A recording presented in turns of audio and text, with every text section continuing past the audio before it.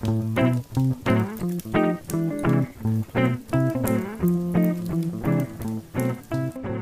hello, it is Off the Shelf Book Talk with Book Lovers, and I'm Kay.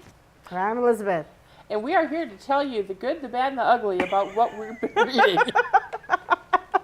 Yes. And I'm going to start, Betsy. Okay. Have you got a bad or an ugly to start with? This is a good. Okay. The Chronicles of a Radical Hag. Have I talked about this one? I think you posted on it a while back on Facebook. Okay. On the Facebook page. But I don't think I talked about it here. Not here, no. Well, even if I did, I'm going to do it again because it's such a good book. Yeah. If we've talked about this before, just turn your TV off for like 5 minutes and then turn it back on. You'll be good. The Chronicles of a Radical Hag by Lorna Landvik. Okay. Minnesota author. And I'm probably the only person who has not read her books. I haven't read any of them. So you're not the only person. You could have actually read one. I got it in the mail. It came as a review copy from the Minnesota Historical Society, I think, or maybe the University of Minnesota Press, one of the other. And I thought, oh, okay. And it's about a woman who, well, it's about several women, but the main woman is a columnist for the local paper. And she's been doing it for 50 plus years. Okay. And the book opens with her, she's had a major stroke. Okay. And she may die, she's in the hospital. Okay. And so everyone's sort of in mourning and uncertain what to do because she's been such a community fixture for so long. And so the publisher of the paper decides to rerun some of her old columns. Okay. And so she's got a lot of homespun wisdom, and the publisher's son is going to come work for her, or for the paper, because he was working for his dad, and he was supposed to be cleaning out RVs, and he fell asleep in one, and so he didn't feel that was productive. So now he's at the newspaper, and somehow it becomes his job to read these columns and figure out what should be published. And he, of course, initially is sort of like, why me? But then he starts reading them, and all of a sudden they really start kind of connecting, and they became kind of the columns become a kind of a ribbon that ties all these different characters together. Okay. Yeah. And it's an absolutely great book. Okay. I can't stress enough what a great book this is. And I don't read that many great books. When you said you give very few fives, I know what that means, because most sometimes I can hope for is mildly entertainment. Yeah. You know, and that's stretching it. But this one is great. It's well done. It's got lots of depth. It's a Minnesota book. Really fine book. You can get it at the library. Okay. And she's written a lot of books, and she has some recurring characters. Okay. So, and right now you cannot get any of her books at the Touch Library because I've got them all. They're all stacked up next to my chair. And so right now I have to finish my 17 episode books in the Elizabeth Lamarchin series. And once I finish those, then I can start reading the Lorna Landvik series. Okay. So anyway, so people should wait like 2 weeks to get all of those. Okay. Yeah, they have to wait at least 2 weeks. Okay. Might be even 3. I think I have them for a month, so I might have them for a month. Okay. And stuff. But on that note, now, Lorna Landvik, any of her books are great, but The Radical Hag. Okay. With recipes. Ooh, that's dangerous. Yes. But what have you been reading? I'm seeing a theme with Minnesota authors and recipes in books. Yeah. Because you have that one. Laura Childs. Joanne Flukes with her Hannah Swenson series. And then the cat books. They always talk about up north where it never is, but I think it's kind of agreed upon that it's northern kind of Minnesota area. But so you started off with a good book. Oh, you have an ugly book? I'll go with the bad book, or what I find is a bad book. So everybody's been on the Bird Box train because of Netflix. It's the big Sandra Bullock. Oh, yeah. What is the deal with that? I know nothing about it. We'll talk about it. And so me being me, I can't just watch a TV series or watch a movie if there's a book. I have to read the book, and then I can watch the series. So that's what I did. Well, I haven't watched the series yet, and I don't know if I'm going to tell you the honest. So the premise behind this book is it flashes between, probably, I guess you would say, the current time period that the character is in, and then back to when everything started. But the whole kind of premise is that these creatures or something showed up, and if people see them, Like look at them? Like look at them in any form of looking at them, through a glass, through a camera lens, through on a TV, any sort of thing. They look at them, they go crazy, kill the people that are around them, and kill themselves. And so people are kind of boxed up in their houses. And so the book goes back and forward with, at the start, the main character is pregnant. And so it's her trying to get to safety. And then in the other part of the book, she's leaving this house she's been in for 4 years with 2 kids. And the kids don't have names. She calls them boy and girl. Why don't they have names? I don't know. I don't understand a lot of this book. But it's them they're leaving the house, and because you can't look at these things, they are blindfolded when they go outside. Because you see her in the Yes. ads. Yep, so anytime anybody leaves the house, they are blindfolded. And so it's her trying to get to safety with these kids. Well, how do you get to safety blindfolded? Well, apparently you can drive a boat down the river blindfolded, and your children have good enough hearing to hear when things are around you. Like bad things? Bad things in the water, people talking to you. So, I mean, there were some parts that were interesting, like in some of the flashback stuff, somebody had put an article in a newspaper that said, if you're looking for a safe place, come to this address. And so, with her eyes shut, she drives all the way across town without killing anybody to get to this house to stay with these people. And so then it's her staying with them in the past. And is it really safe? For a while. But I mean, something's gone wrong, because in the early parts, she's in this house with all these people, and in the flash forward, she's the only one in this house with the kids. So at some point, either somebody left or something happened. So it was interesting, but I guess I don't understand the hype. So I don't know if maybe the hype is more about the TV show, or it's Is just it because not. of Sandra Bullock playing the lead? It could be. I mean, I think it's got a good cast of actors, but it could just be that this is just not my. And I would have thought that this kind of book would have fallen right into my wheelhouse, because Yes. I love Neil Gaiman, and he'd have the same kind of thing. And I read a bunch of Neil Gaiman books in the last couple of months too. So I figured I was in the right mindset for that book, but I just didn't. It didn't click. It's not mine. It's not for me. But maybe it's for other people. Maybe I'm wrong. You can email me and tell me if I'm wrong. But yeah, and like I said, I read a couple of Neil Gaiman books as well. The one under here, I finished a little bit ago. It's Neil Gaiman took Norse mythology, and wrote them all down, and kind of gave his own little spin on them. Twisted spin? Not too bad, but Okay. I think he just kind of went through and tried to make them, because what he says in his foreword is that a lot of Norse myths aren't written down; they're more Are they spoken. oral tradition? They're oral tradition, and then there are a lot that are just lost.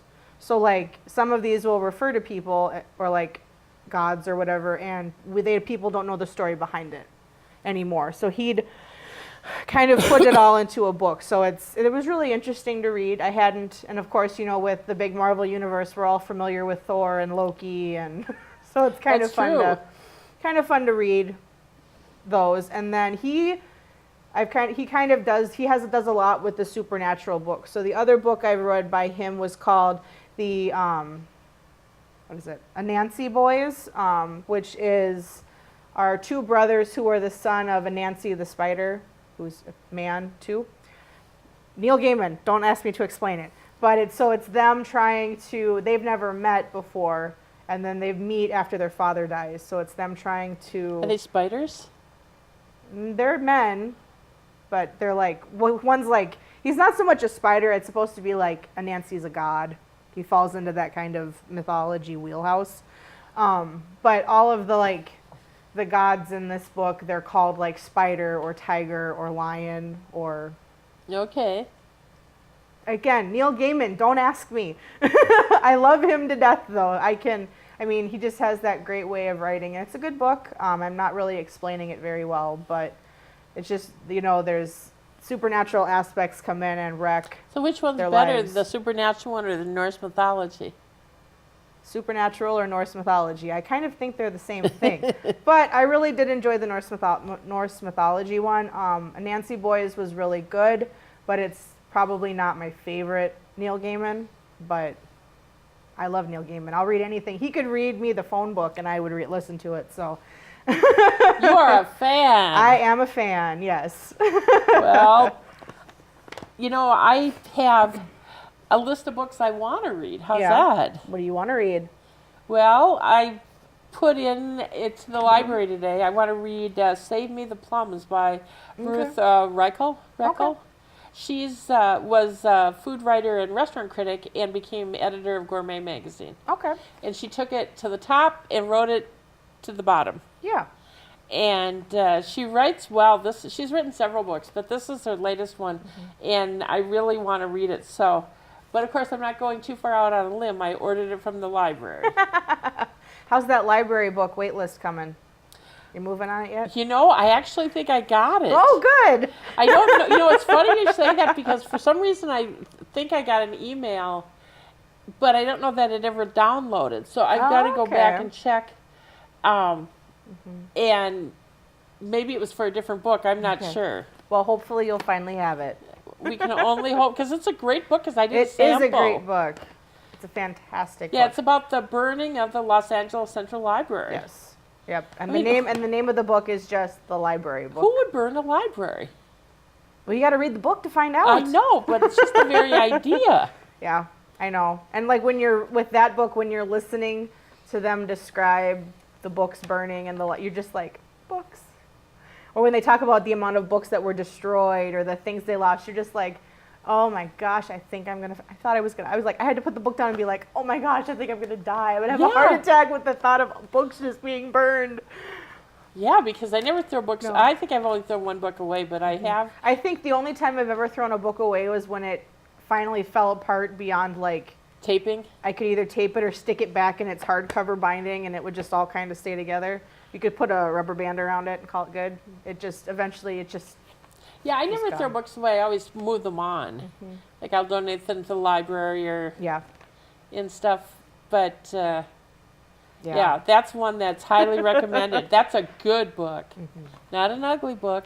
It's a good book. Yeah, good book. Another one I want to read is The Pioneers by David Mccullough. It's the latest one of his. Okay. It's about the settling of the West. Okay. And I thought that would be interesting because you probably don't remember. Do you remember when you lived in Missouri, Kansas? Some of it. When your dad was going to... Fort Leavenworth. Yeah, and they had the ruts in the ground for the wagon train. Those I do not remember what ruts of a wagon train. Well, they had a park or something, and then they had a sign up saying that this is where the wagon trains departed from Fort Leavenworth west. And so it was sort of cool. Okay, yeah. And then not far from there was Independence, Missouri. Oh, okay. And where Harry Truman lived, but also where the Pony Express started. Okay. And we went to the Pony Express Museum. I'll take your word for it. We did. I don't remember it. You were little. That's okay. So what else are you reading, Betsy? Well, I went on a bit of a nonfiction kick. Ooh. So I read/listened to lots of nonfiction. So probably the most fun of them I listened to was a book called If You Ask Me by Betty White. Ah, Betty White. So, and she narrates the book, and it's just kind of glosses over her life. I mean, the book was like a 2-hour listen, real short, but I mean, she's so funny when just listening to her talk. And I think she's written several books. I think this is one of the newer ones, but it was just really enjoyable. And then on staying on the funny note, I listened to Yes Please by Amy Poehler. Oh, yes. So she's the comedian that was on SNL, does a lot of stuff with Tina Fey, and that's a collection of essays. And her audiobook was really fun because she brought in other people to read along with her. So randomly, Carol Burnett and Patrick Stewart would read the openings of like the title paragraph. And then when she was talking about her show, Parks and Recreation, the writer of that came in and read a chapter, and then Seth Rogen? No, not Seth Rogen. The guy that was on SNL with her. Can't think of his name. You know who I'm talking about.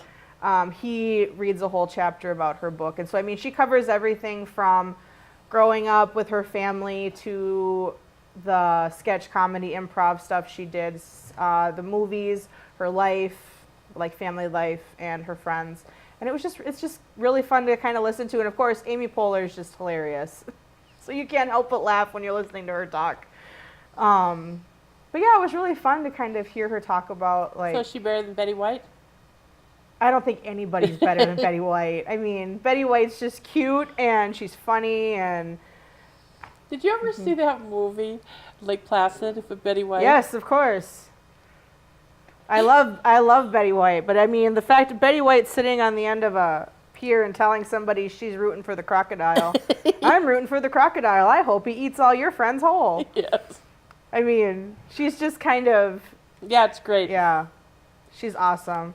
So those were the funny nonfictions I read, and then the other two, the first one here has been turned into, I think it was a Netflix movie. It's called Brain on Fire, My Month of Madness. Oh, that's supposed to be really good. Yep, it's by Suzanne. I wrote this out phonetically, so Cahalan is how you pronounce it. It's spelled Callahan, but it's Cahalan. And so it chronicles... Is she a teacher? She was a reporter. Okay.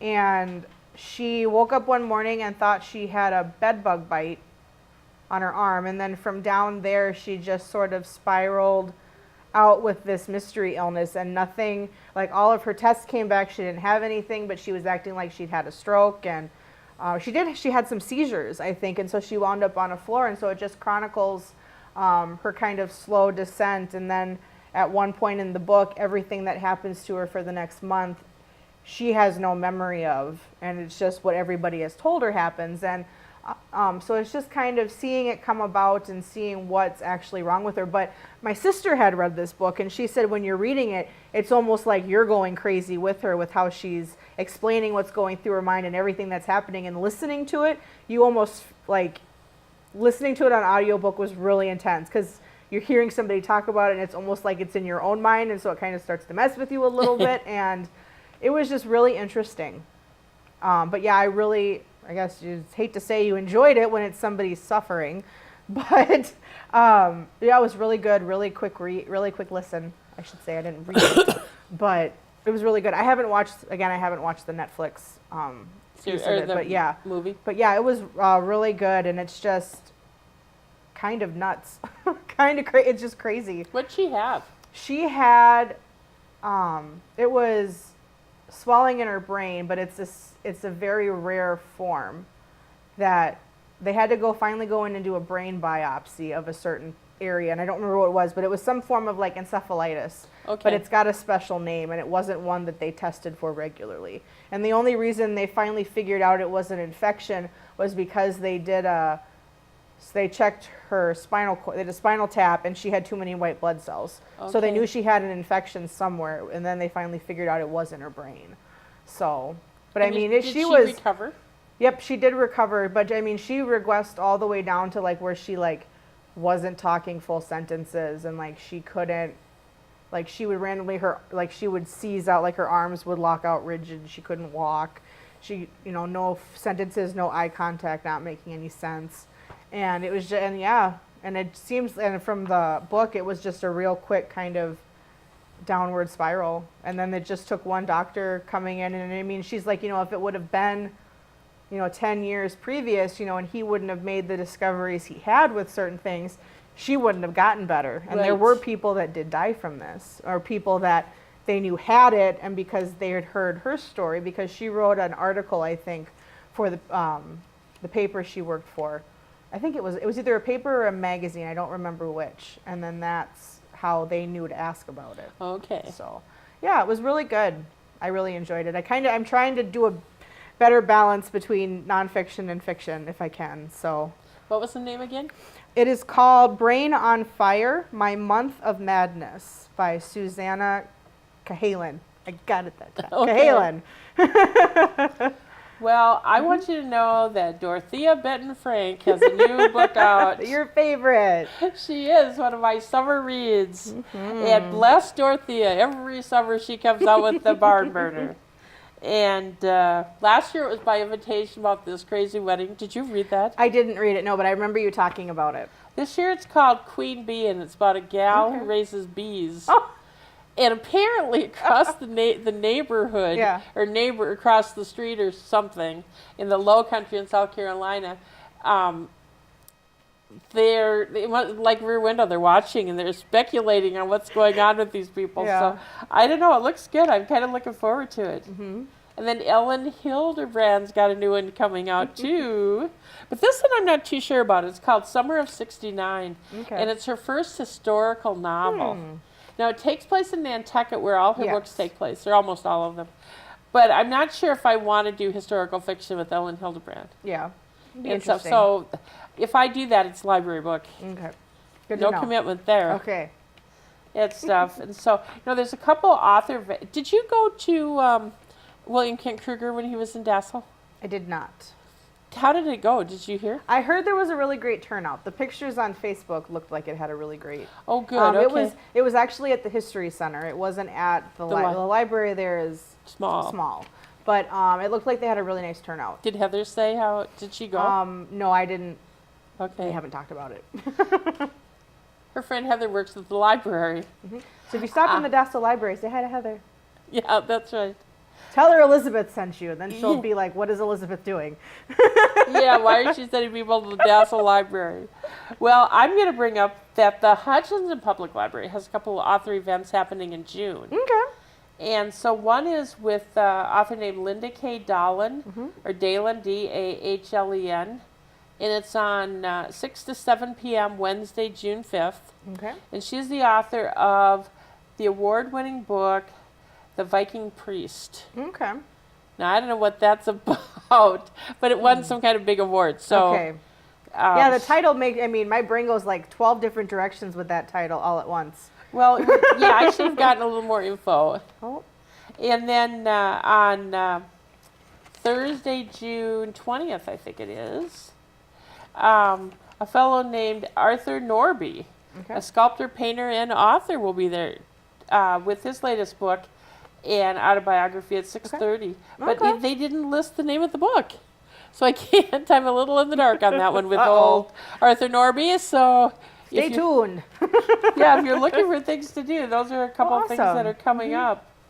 Now, I'd like to throw in, if you're a John Sanford fan, his latest Lucas Davenport piece is out. Book is out, Neon Prey. Okay. And if you're a fan of Lucas Davenport, those books are always a little dark and a little twisted.